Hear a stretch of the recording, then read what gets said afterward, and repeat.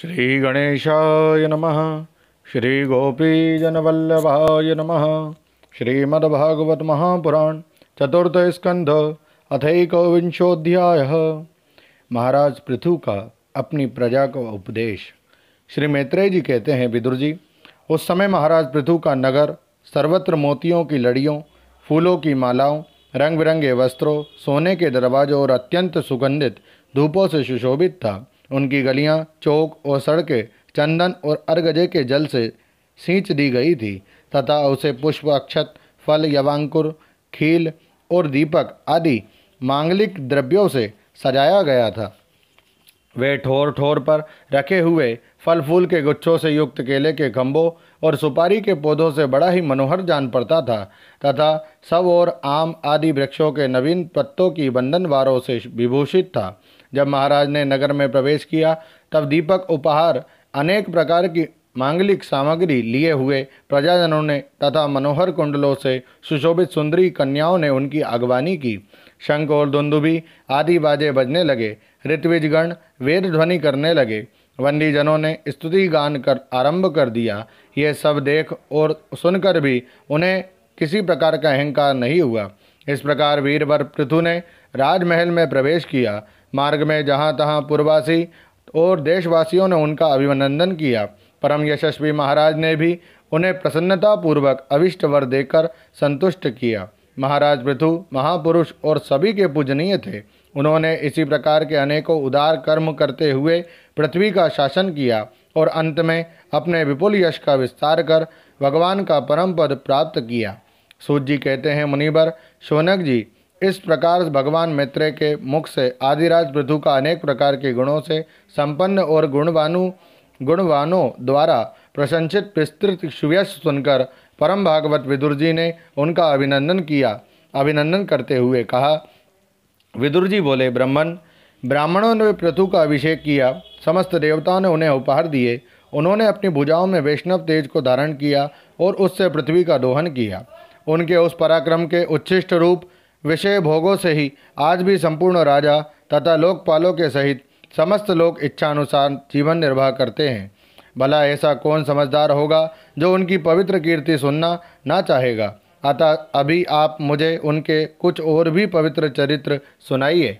श्री मैत्रेय जी ने कहा, साधु श्रेष्ठ विदुर जी, महाराज पृथु गंगा और यमुना के मध्यवर्ती देश में निवास कर अपने पुण्य कर्मों के क्षय की इच्छा से प्रारब्धवश प्राप्त हुए भोगों को ही भोगते थे।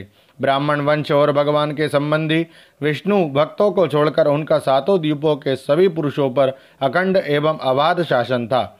एक बार उन्होंने एक महासत्र की दीक्षा ली।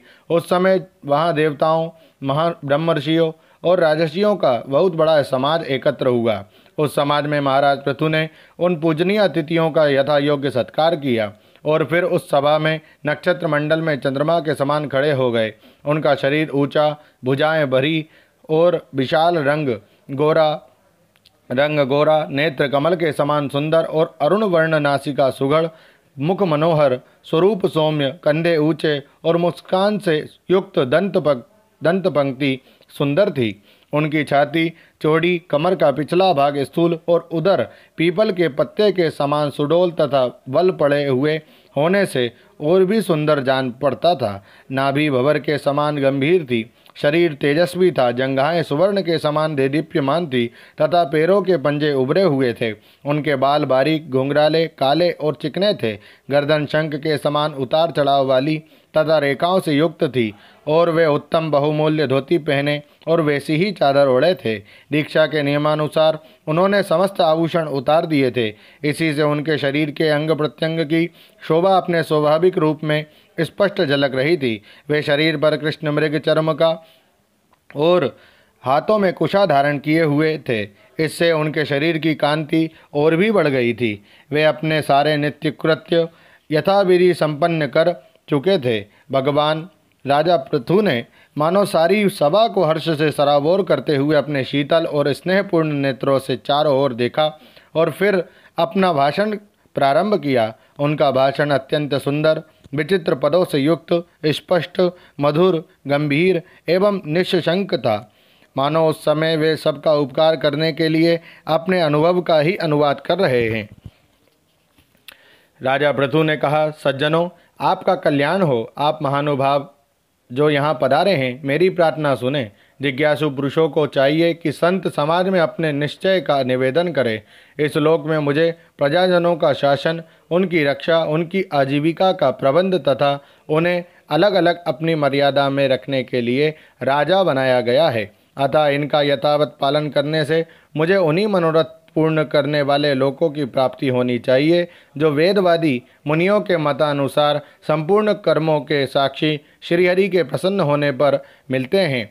जो राजा प्रजा को धर्म मार्ग की शिक्षा ना देकर केवल उससे कर वसूल करने में लगा रहता है, वह केवल प्रजा के पाप का ही भागी होता है और अपने ऐश्वर्य से हाथ धो बैठता है। अतः प्रिय प्रजाजन, अपने इस राजा का परलोक में हित करने के लिए आप लोग परस्पर दोष दृष्टि छोड़कर हृदय से भगवान को याद रखते हुए अपने अपने कर्तव्य का पालन करते रहिए, क्योंकि आपका स्वार्थ भी इसी में है और इस प्रकार मुझ पर भी आपका बड़ा अनुग्रह होगा। विशुद्ध चित्त देवता, पितर और महर्षिगण, आप भी मेरी इस प्रार्थना का अनुमोदन कीजिए, क्योंकि कोई भी कर्म हो, मरने के अनंतर उसके कर्ता, उपदेष्टा और समर्थक को उसका समान फल मिलता है। माननीय सज्जनों, किन्हीं श्रेष्ठ महानुभावों के मत में तो कर्मों का फल देने वाले भगवान यज्ञपति ही है, क्योंकि इहलोक और परलोक दोनों ही जगह कोई कोई शरीर बड़े तेजों में देखे जाते हैं। मनु, उत्तानपाद, महीपति ध्रुव, राजर्षि प्रियव्रत, हमारे दादा अंग तथा ब्रह्मा, शिव, प्रहलाद, बलि और इसी कोटि के अन्यान्य महानुभावों के मत में तो धर्म, अर्थ, काम, मोक्ष रूप चतुर्वर्ग तथा स्वर्ग और अपवर्ग के स्वाधीन नियामक कर्म फलदाता रूप से भगवान गदाधर की आवश्यकता है ही। इस विषय में तो केवल मृत्यु के दोहित्र बेन आदि कुछ शोचनीय और धर्म विमूढ़ लोगों का ही मतभेद है, अतः उसका कोई विशेष महत्व नहीं हो सकता। जिनके चरण कमलों की सेवा के लिए निरंतर बढ़ने वाली अभिलाषा उन्हीं के चरण नख से निकली हुई गंगा जी के समान संसार ताप से संतप्त जीवों के समस्त जन्मों के संचित मनोमल को तत्काल नष्ट कर देती है।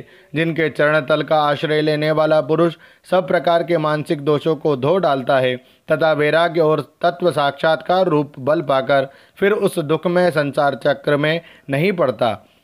और जिनके चरण कमल सब प्रकार की कामनाओं को पूर्ण करने वाले हैं, उन प्रभु को आप लोग अपनी अपनी आजीविका के उपयोगी वर्णाश्रमोचित अध्यापनादि कर्मों तथा ध्यान, स्तुति, पूजादि मानसिक, वाचिक एवं शारीरिक क्रियाओं के द्वारा भजें। हृदय में किसी प्रकार का कपट न रखें तथा यह निश्चय रखें कि हमें अपने अपने अधिकारानुसार इसका फल अवश्य प्राप्त होगा। भगवान स्वरूपता विशुद्ध, विज्ञान घन और समस्त विशेषणों से रहित हैं, किंतु इस कर्म मार्ग में जौ, चावल आदि विविध द्रव्य, शुक्लादि गुण, अवघात, कूटना आदि क्रिया एवं मंत्रों के द्वारा और अर्थ, आशय, संकल्प, लिंग, पदार्थ शक्ति तथा ज्योतिष्टोम आदि नामों से संपन्न होने वाले अनेक विशेषण युक्त यज्ञ के रूप में प्रकाशित होते हैं। जिस प्रकार एक ही अग्नि भिन्न भिन्न काष्ठों में उन्हीं के आकार आदि के अनुरूप भासती है, उसी प्रकार वे सर्वव्यापक प्रभु परमानंद स्वरूप होते हुए भी प्रकृति, काल, वासना और अदृष्ट से उत्पन्न हुए शरीर में विषयाकार बनी हुई बुद्धि में स्थित होकर उन यज्ञ यागादि क्रियाओं के फलस्वरूप से अनेक प्रकार के जान पड़ते हैं। अहो, इस पृथ्वी तल पर मेरे जो प्रजाजन यज्ञ भोक्ताओं के अधीश्वर सर्वगुरु श्रीहरि का एक निष्ठ भाव से अपने अपने धर्मों के द्वारा निरंतर पूजन करते रहें, वे मुझ पर बड़ी कृपा करते हैं। सहनशीलता, तपस्या और ज्ञान इन विशिष्ट विभूतियों के कारण वैष्णव और ब्राह्मणों के वंश स्वभावतः ही उज्ज्वल होते हैं। उन पर राजकुल का तेज, धन, ऐश्वर्य आदि समृद्धियों के कारण अपना प्रभाव ना डालें। ब्रह्मादि समस्त महापुरुषों में अग्रगण्य ब्राह्मण भक्त पुराण पुरुष श्रीहरि ने भी निरंतर इन्हीं के चरणों की वंदना करके अविचल लक्ष्मी और संसार को पवित्र करने वाली कीर्ति प्राप्त की है। आप लोग भगवान के लोक संग्रह रूप धर्म का पालन करने वाले हैं तथा सर्वांतरयामी स्वयं प्रकाश ब्राह्मण प्रिय श्रीहरि विप्र वंश की सेवा करने से ही परम संतुष्ट होते हैं। अतः आप सभी को सब प्रकार से विनय पूर्वक ब्राह्मण कुल की सेवा करनी चाहिए। इनकी नित्य सेवा करने से शीघ्र ही चित्त शुद्ध हो जाने के कारण मनुष्य स्वयं ही ज्ञान और अभ्यास आदि के बिना ही परम शांति रूप मोक्ष प्राप्त कर लेता है। अतः लोक में इन ब्राह्मणों से बढ़कर दूसरा कौन है जो भविष्य भोजी देवताओं का मुख हो सके। उपनिषदों के ज्ञान परक वचन एकमात्र जिनमें ही गतार्थ होते हैं वे भगवान अनंत इंद्रादि यज्ञीय देवताओं के नाम से तत्वज्ञानियों द्वारा ब्राह्मणों के मुख में श्रद्धापूर्वक हवन किए हुए पदार्थ को जैसे चाव से ग्रहण करते हैं वैसे चेतना शून्य अग्नि में होमे हुए द्रव्य को नहीं ग्रहण करते।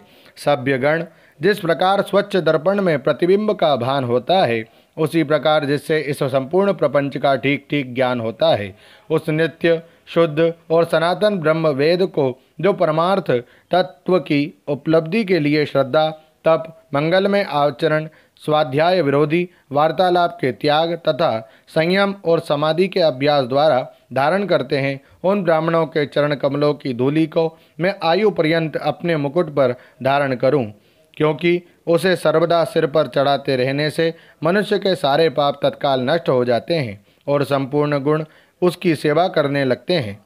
उस गुणवान शील संपन्न कृतज्ञ और गुरुजनों की सेवा करने वाले पुरुष के पास सारी संपदाएं अपने आप आ जाती है। अतः मेरी तो यही अभिलाषा है कि ब्राह्मण कुल गोवंश और भक्तों के सहित श्री भगवान मुझ पर सदा प्रसन्न रहें। श्री मैत्रेय जी कहते हैं, महाराज पृथु का ये भाषण सुनकर देवता पितर और ब्राह्मण आदि सभी साधुजन बड़े प्रसन्न हुए और साधु साधु यूँ कहकर उनकी प्रशंसा करने लगे। उन्होंने कहा, पुत्र के द्वारा पिता पुण्य लोकों को प्राप्त कर लेता है। ये श्रुति यथार्थ है। पापी वेन ब्राह्मणों के शाप से मारा गया था, फिर भी इनके पुण्य बल से उसका नरक से निस्तार हो गया। इसी प्रकार हिरण्यकशिपु भी भगवान की निंदा करने के कारण नरकों में गिरने वाला ही था कि अपने पुत्र प्रहलाद के प्रभाव से उन्हें पार कर गया। वीरवर पृथु जी, आप तो पृथ्वी के पिता ही है और सब लोकों के एकमात्र स्वामी श्री हरि में भी आपकी ऐसी अविचल भक्ति है, इसलिए आप अनंत वर्षों तक जीवित रहें। आपका सुयश बड़ा पवित्र है। आप उदार कीर्ति ब्रह्मण्य देव श्री हरि की कथाओं का प्रचार करते हैं। हमारा बड़ा सौभाग्य है। आज आपको अपने स्वामी के रूप में पाकर हम अपने को भगवान के ही राज्य में समझते हैं। स्वामिन, अपने आश्रिति को इस प्रकार का श्रेष्ठ उपदेश देना आपके लिए कोई आश्चर्य की बात नहीं है, क्योंकि अपनी प्रजा के ऊपर प्रेम रखना तो करुणा में महापुरुषों का स्वभाव ही होता है। हम लोग प्रारब्धवश विवेकहीन होकर संसारण्य में भटक रहे थे, सो प्रभो आज आपने हमें इस अज्ञान अंधकार के पार पहुंचा दिया। आप शुद्ध सत्व में परम पुरुष हैं, जो ब्राह्मण जाति में प्रविष्ट होकर क्षत्रियों की और क्षत्रिय जाति में प्रविष्ट होकर ब्राह्मणों की तथा दोनों जातियों में प्रतिष्ठित होकर सारे जगत की रक्षा करते हैं। हमारा आपको नमस्कार है। ओम नमो भगवते वासुदेवाय। श्रीमद्भागवते महापुराणे पारमहंस्यां संहितायां चतुर्थे स्कंधे एकविंशोऽध्यायः। श्रीराधाकृष्णार्पणमस्तु। हरये नमः, हरये नमः, हरये नमः। जय श्री कृष्ण।